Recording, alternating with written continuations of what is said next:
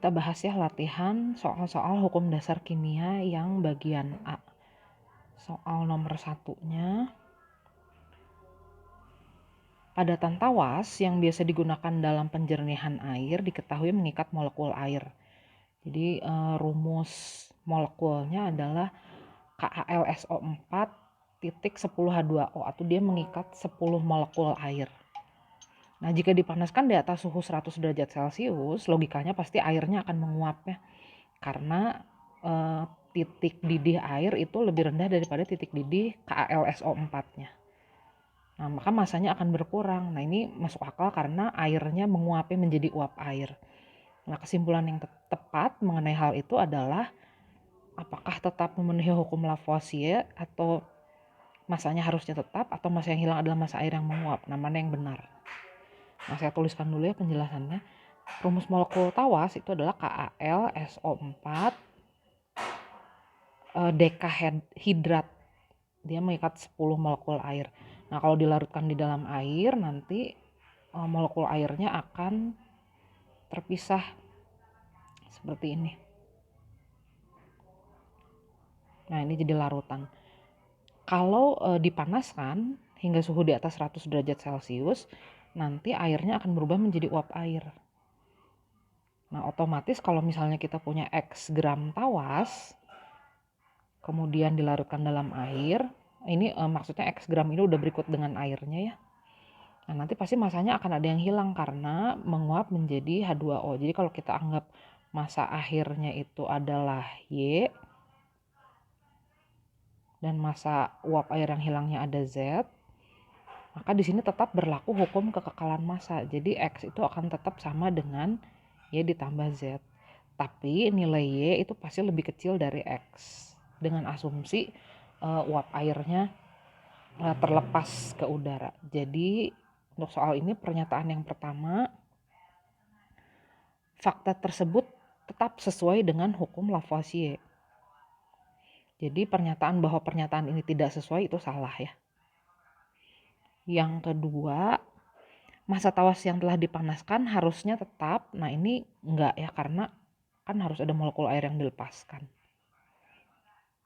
Yang ketiga, massa yang hilang adalah massa air yang menguap. Nah, ini betul. Oke, itu nomor 1 tentang hukum kekekalan massa atau hukum Lavoisier. Soal yang kedua, berikut ini merupakan data pengamatan massa Ca dan O dalam senyawa CaO atau kalsium oksida. Nah, kalau kita lihat di sini setiap 2,5 gram kalsium jika direaksikan dengan 1 gram oksigen akan menghasilkan 3,5 gram kalsium oksida. Kalau kalsiumnya 5 gram, oksigennya 3 gram, maka CaO-nya 7 gram. Nah, dari sini aja udah kelihatan nih perbandingan massa Ca dan O dalam CaO-nya adalah 5:3. Nah, pertanyaannya kalau tersedia 15 gram Ca dan 2 gram O, maka CaO yang dihasilkannya berapa? Nah, ini adalah bentuk pertanyaan mengenai hukum perbandingan tetap atau hukum Proust. Perbandingan massa Ca dan O di dalam CaO sesuai data yang tadi kita udah lihat. Kalau Ca-nya 2,5 gram, O-nya 1 gram, nanti CaO-nya 3,5 gram. Atau perbandingan bilangan bulat paling sederhananya adalah kalau Ca-nya 5 gram, setiap 5 gram Ca itu akan bereaksi dengan 2 gram O. Oh iya. Berarti kalau 5 gram Ca dengan 2 gram O menghasilkan 7 gram CaO. Nah, sekarang yang tersedia adalah 15 gram Ca dan 2 gram O. Nanti CaO yang terbentuknya berapa? Nah, karena setiap 2 gram O itu hanya bisa bereaksi dengan 5 gram Ca, maka nanti di sini Ca-nya akan tersisa. Ca yang terpakainya hanya 5 gram. O yang terpakainya 2 gram. CaO yang terbentuknya nanti berapa? 5 ditambah 2, jadi 7 gram. Nah, di sini nanti akan terdapat sisa kalsium 10 gram. Nah, ini harus sesuai dengan hukum perbandingan tetap. Jadi perbandingan Ca dan O dalam CaO itu tetap 5:2. Jadi walaupun disediakan Ca berlebih, hanya 5 gram Ca yang bisa bereaksi dengan 2 gram O. Nah, pertanyaannya adalah di sini nilai X-nya berapa? X itu massa CaO-nya. Nah, massa CaO-nya di sini 7 gram. Jadi jawabannya 7 gram. Nomor 3. Diketahui kandungan fosfor dan oksigen dalam 2 senyawa oksida fosfor. Nah, di sini ada P2O3 dan ada P2O5. Ini saya salin lagi aja ya. Jadi ada senyawa P2O3 dan ada P2O5.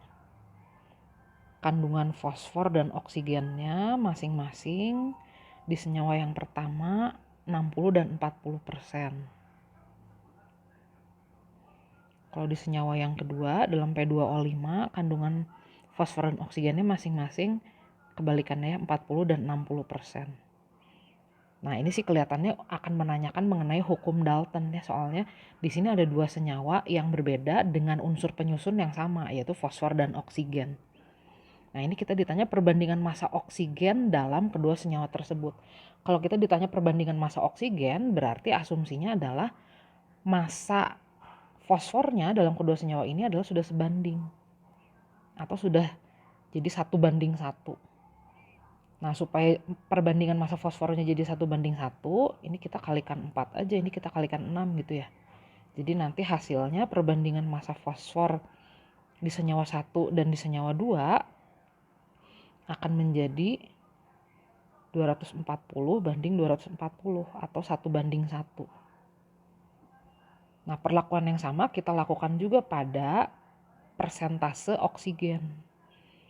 Jadi oksigennya juga kita perlakukan dalam senyawa pertama kita kalikan 4, dalam senyawa kedua kita kalikan 6. Jadi perbandingan massa atau persentase oksigen di senyawa pertama dan kedua jadinya 40 kali 4 160 dibanding 60 kali 6 360. Jadi 16 dibanding 36. Kalau kita sederhanakan, kita bagi 4, ini jadi 4:9. Itu jawabannya.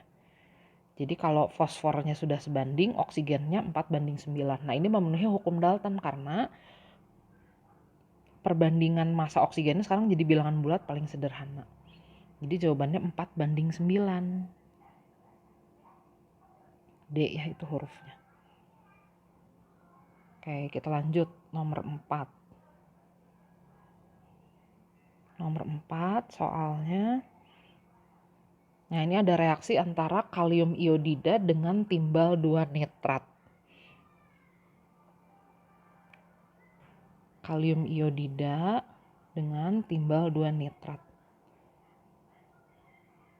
Menghasilkan kalium nitrat dan timbal iodida. Kebalik nggak ya posisinya? Oh, sorry, ini sebenarnya nggak masalah sih, cuman saya takutnya nanti beda pilihan jawabannya, jadi ini ditukar dulu. Ini jadi PbI2 dan KNO3. Nah, persamaan ini belum setara, kita harus setarakan dulu. Waktu menyetarakan kita mulai dulu aja dengan unsur logam. Nah, logam di sini adalah kalium. Ingat, dalam penyetaraan kita hanya boleh menambahkan koefisien. Jadi kita tidak boleh merubah indeks. Jumlah atom kalium di kiri dan di kanan udah sama. Kemudian kita lanjut ke atom Pb-nya, timbalnya udah sama juga. Nah, berikutnya atom I-nya di kanan ada 2 nih, di kiri jadi perlu dikalikan 2. Oh, dengan begitu kaliumnya juga jadi ada 2, jadi ikut dikali 2 tuh di sebelah kanannya. Nitrogennya di kiri ada 2, di kanan juga ada 2. Jadi udah oke. Oksigennya di kiri ada 6, di kanan juga 2 kali 3 6 ya. Jadi ini udah setara persamaannya. Jadi koefisiennya 2 1 1 2. Nah, pertanyaannya setelah disetarakan nilai A sama dengan D. Ini tadi dimisalkan A, ini B, ini C, ini D koefisiennya. A sama dengan D apakah betul? Betul ya di sini. Angkanya sama-sama 2. Yang kedua, kalium iodida bertindak sebagai reaktan. Ini kalium iodida, dia reaktan ya betul karena dia merupakan zat yang direaksikan, ada di sebelah kiri tanda panah. Pernyataan ketiga, salah satu produk yang dihasilkan adalah kalium nitrat. Betul, ini kalium nitrat, dia adalah produk reaksi. Pernyataan keempat, reaksi tersebut menghasilkan endapan timbal 4 iodida. Nah, ini di soalnya aslinya ada lambang solid kayak begitu. Itu berarti hasil reaksinya adalah endapan. Nah, pernyataan bahwa hasil reaksinya adalah endapan betul. Tapi ternyata PbI2 itu kalau kita urai dia jadi Pb2+ dan I yang muatannya min. Nah, nama senyawanya bukan timbal 4 iodida, tapi namanya timbal 2. Ingat tata namanya, penamaan senyawa ini mengikuti bilangan oksidasi Pb-nya. Pb-nya 2+, bilangan oksidasinya jadi timbal 2 iodida. Nah, jadi salahnya di sebelah situ. Jadi pernyataan yang benar itu hanya nomor 1, 2, dan 3. Oke, nomor 5. Nomor 5, larutan asam nitrat bereaksi dengan barium hidroksida, lalu menghasilkan larutan barium nitrat dan air. Kita reaksikan dulu, kita tulis reaksinya asam nitrat dengan larutan barium hidroksida. Asam nitrat, ini rumus molekulnya. Kalau lupa ingat lagi atau buka lagi daftar tabel anion kation. Direaksikan dengan barium hidroksida, larutan juga, menghasilkan barium nitrat, barium Ba2+, nitrat NO3-, dan air. Nah, kalau air dia biasanya liquidnya bukan zat terlarut. Persamaannya seperti ini. Kalau kita setarakan berarti kita mulai dari unsur logamnya dulu, mulai dari Ba-nya dulu. Kebetulan Ba udah setara. Kemudian kita lihat unsur N-nya dulu, N-nya ada 2 nih. Nah, baru atom hidrogen kita setarakan. Jumlah atom hidrogen di kiri jadi ada 4 nih. Jadi di kanan kita kalikan 2. Jumlah atom oksigen di kiri 6 ditambah 2, 8. Di sini juga 6 ditambah 2, 28. Oke, jadi persamaan reaksi sudah setara. Koefisiennya 2112. Nah, kita lihat pertanyaannya. Oh, mana persamaan yang menggambarkannya? Nah, yang paling tepat persamaannya yang E ya. Sudah setara tuh yang E.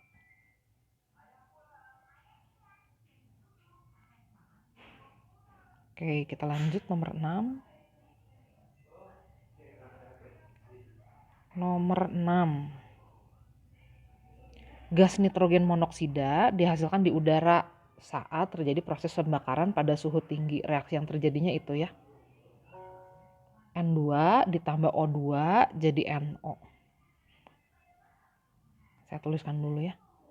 N2 ditambah O2 menghasilkan gas NO. Ini persamaan belum setara. Kalau pengen setara kita tambahkan koefisien di sini ya. Nah, ini jadi setara. Nah, pertanyaannya, jika untuk menghasilkan 2 liter gas nitrogen monoksida, maka dibutuhkan nitrogen sebanyak berapa liter? Nah, ini sesuai dengan hukum perbandingan volume atau hukum Gay-Lussac, hukum Avogadro-Gay-Lussac lebih lengkapnya. Perbandingan koefisien dalam reaksi gas-gas dalam satu persamaan itu sebanding dengan perbandingan volumenya. Jadi kalau NO-nya 2 liter berarti oksigen yang dibutuhkannya juga 1 liter karena ini koefisiennya 1 kan. Jadi jumlah volumenya juga setengah kalinya gitu. Nitrogennya juga 1 liter. Nah, tapi ada syaratnya, ini harus diukur pada suhu dan tekanan yang sama. Kebetulan memang yang ditanyakan seperti itu. Nomor 7. Nah, ini ada reaksi untuk membentuk gas nitrogen monoksida dari amonia ditambah oksigen. Saya tuliskan dulu ya. Amonia direaksikan dengan oksigen, hasilnya gas nitrogen monoksida dan uap air. Persamaannya belum setara, jadi nanti kita setarakan dulu.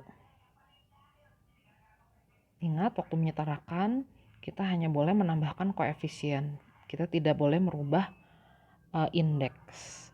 Nah, kita mulai dulu aja dari atom N nih. Atom N di sebelah kiri 1, di kanan 1, udah beres, udah setara.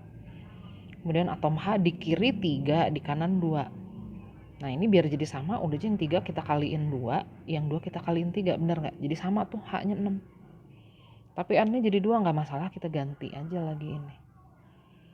Nah sekarang kita hitung jumlah atom oksigen. Di kiri ada 2, di kanan ada 2, ditambah 3, jadi 5 ya.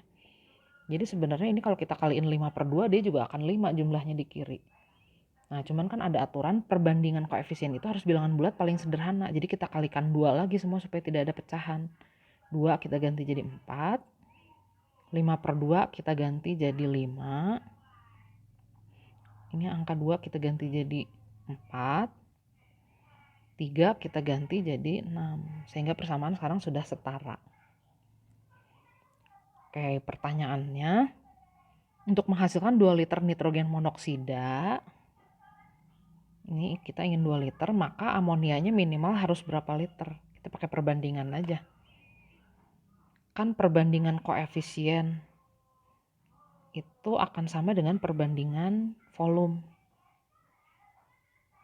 Kita bandingkan aja koefisien NH3 dan koefisien NO atau nitrogen monoksida.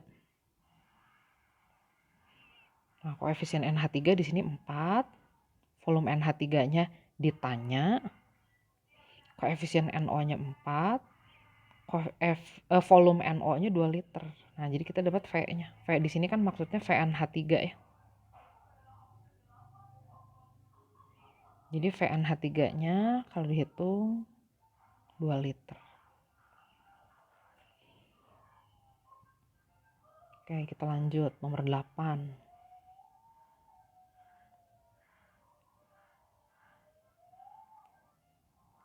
Gas dinitrogen tetraoksida ini biasanya digunakan sebagai pelontar roket. Gas ini terurai di alam menjadi gas nitrogen dioksida. Jika dalam satu ruangan tertutup pada suhu dan tekanan yang sama dimasukkan 10 ml gas dinitrogen tetraoksida, maka jika seluruhnya terurai akan dihasilkan gas nitrogen dioksida sebanyak berapa mililiter? Gas dinitrogen tetraoksida terurai menjadi nitrogen dioksida. Kita tuliskan dulu reaksinya. Dinitrogen tetraoksida, gini rumusnya. Ini adalah senyawa kovalen. Jadi kita menggunakan penamaan dengan penomoran Yunani di depannya. Dia terurai menjadi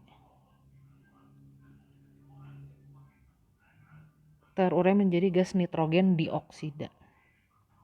Nah, bentuk persamaannya seperti ini. Ini belum setara, kita setarakan dulu, tambahkan koefisien begini. Nah, katanya kalau dimasukkan 10 ml gas dinitrogen tetraoksida dan kita anggap seluruhnya terurai, maka nanti NO2 yang dihasilkannya berapa? Nah, ini berapa mililiter volumenya? Kita pakai perbandingan aja, berarti volume N2-nya dibandingkan dengan volume N2O4 itu sama dengan perbandingan koefisiennya. Jadi volume NO2 langsung aja koefisien NO2 per koefisien N2O4 dikali 10 ml. Jadi 2/1 dikali 10 ml. Jadi 20 ml. Atau mau pakai cara seperti soal nomor 7 tadi boleh juga. Jadi cara ngitungnya gini, koefisien N2O4 dibanding volume N2O4 itu sama dengan koefisien NO2 dibanding volume NO2-nya. Nah, ini sesuai dengan hukum Avogadro-Gay-Lussac ya. Koefisien N2O4 1 di situ. Kalau nggak ada apa-apa kan dianggapnya 1 ya. Volumenya 10 ml. Koefisien NO2-nya 2, nah volumenya ditanya. Jadi kita dapat sama juga nanti angkanya. Volume NO2-nya adalah 20 ml. Nah, terserah mana cara yang lebih gampang.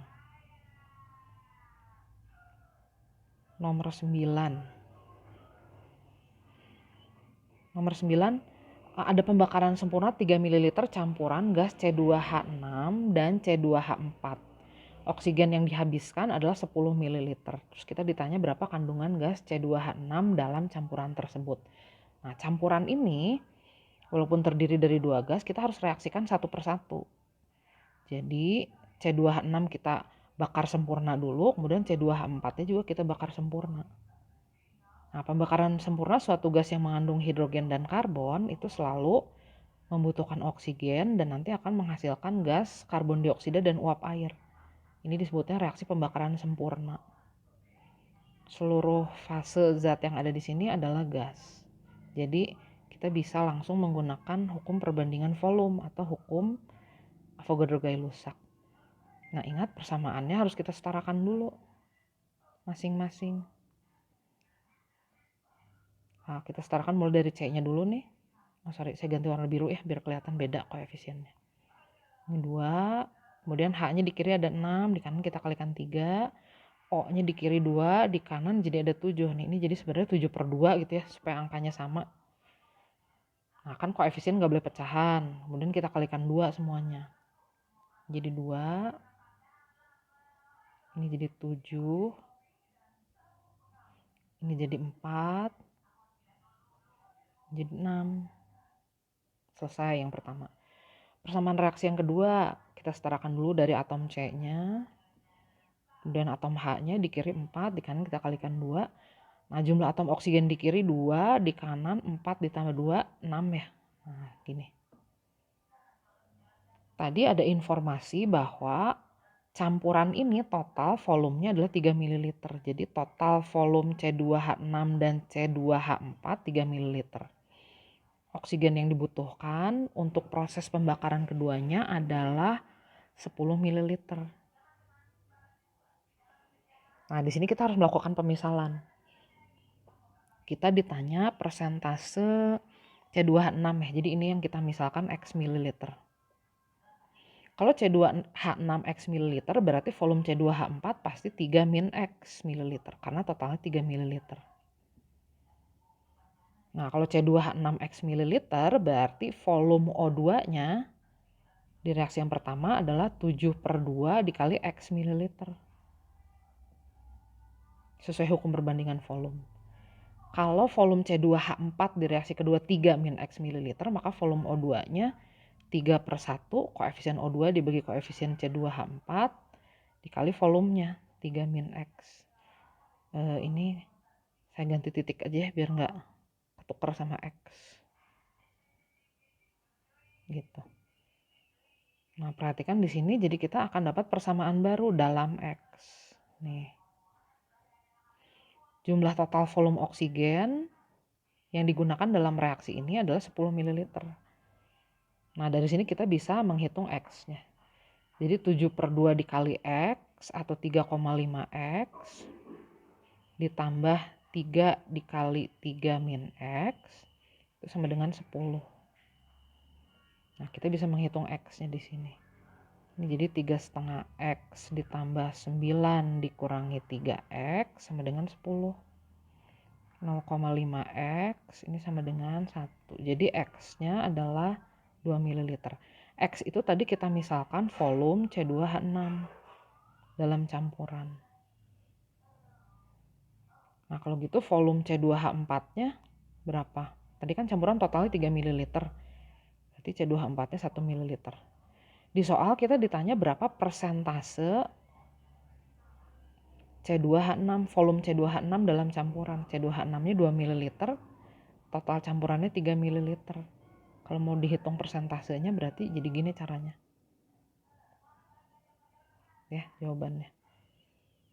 Nah, kalau C2H4-nya ditanya berapa persen? Ya, pasti sisanya ya. 33%. Oke, ini nomor 9. Kita lanjut sekarang nomor 10. Kalau nggak salah soalnya setipe juga deh. Ini tentang campuran juga.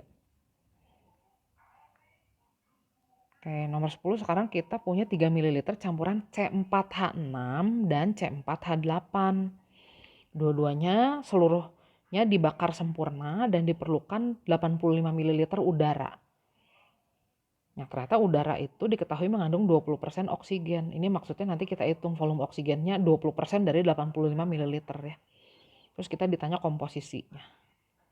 Ya, satu-satu dulu kita tulis dulu reaksi pembakaran sempurnanya. Pembakaran C4H6 dan C4H8. Seperti tadi kita tuliskan dulu satu-satu. Pembakaran sempurna itu selalu begini reaksinya. Gas yang mengandung hidrogen dan karbon direaksikan dengan oksigen. Pembakaran kan butuh oksigen ya. Hasilnya adalah gas CO2 dan H2O. Jangan lupa persamaannya disetarakan dulu. Mulai dari atom C dulu seperti biasa. Lanjut ke atom H disetarakan. Terakhir atom O-nya. Nah ini kayaknya butuh pecahan lagi nih. Karena oksigen di kiri 2, di kanannya 8 tambah 3, 11 ya. Nggak masalah, kita kaliin 2 aja semuanya. Ini jadi 2. 11 per 2 kali 2 jadi 11. Duh, kehapus nih. Nah, 4 kita kalikan 2 jadi 8. 3 kita kalikan 2 jadi 6. Yang bawah juga kita setarakan dulu. Mulai dari atom C, atom H. Nah, terakhir O-nya. Ini O-nya jadi 12 ya di kanan. Gitu. Nah, volume total campurannya 3 ml. Volume total oksigennya 20% dari 85 ml. Nah, berapa nih? 20/100 kali 85 atau 1/5 dikali 85. 85 dibagi 5 aja ya. 85 dibagi 5 itu berarti 17 ml. Nah, sama seperti tadi kita misalkan dulu. Kalau total volume campurannya 3 ml, berarti kita boleh memisalkan C4H6-nya X ml. C4H8-nya berarti 3 min X ml. Dengan perbandingan volume kan sebanding dengan perbandingan koefisien. Jadi kita bisa hitung oksigen dari reaksi pertama itu volumenya adalah 11/2 dikali X ml. Sedangkan volume oksigen dari reaksi kedua sesuai perbandingan jadi 6/1 dikali 3 min X ml. Nah, di sini kita jadi dapat ini nih. Volume oksigen dari reaksi pertama dalam X, volume oksigen dari reaksi kedua dalam X, dan volume total oksigennya. Tadi udah kita hitung. Jadi kita bisa ngitung X-nya. Jadi 11/2X itu berarti 5,5X ya. Ditambah ini 6 dikali 3 min X itu sama dengan 17. Tinggal kita selesaikan nih. Kita hitung X-nya.